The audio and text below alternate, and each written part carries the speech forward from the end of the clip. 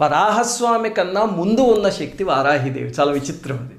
ఏమిటండి ఇంతకీ ఆ కథ అంటే, హిరణ్యాక్షుడు వారాహిదేవి కోసం తపస్సు చేస్తాడు. చేసినప్పుడు అమ్మవారు ప్రత్యక్షమయ్యి ఏం కావాలి నాయనా అని అడిగితే, అమేయ పరాక్రమము అమరత్వము ఈ రెండు కావాలి అని అడిగాడు. అడిగితే అమ్మవారు నవ్వి, అమేయ పరాక్రమాన్ని నీకు ఇస్తున్నాను, మృత్యు లేకుండా మాత్రం అమరత్వం కుదరదు, పుట్టిన ప్రతి జీవి చనిపోవాల్సిందే అని చెప్పారు.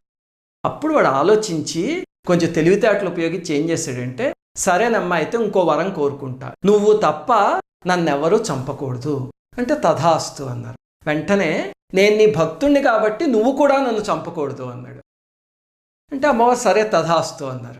దాంతో తెగ సంబరపడిపోయాడు. ఏదో భగవంతుణ్ణి బుల్డి కొట్టించాను అనుకునే మూఢత్వం అన్నమాట అది. ఇప్పుడు చూడండి, వాడు అడిగినవి, నువ్వు తప్ప నన్ను ఎవరు చంపకూడదు, నువ్వు కూడా చంపకూడదు అంటే ఇంకెవరు చంపుతారు అని దాంతో ఇంకా విర్రవీగిపోయాడు.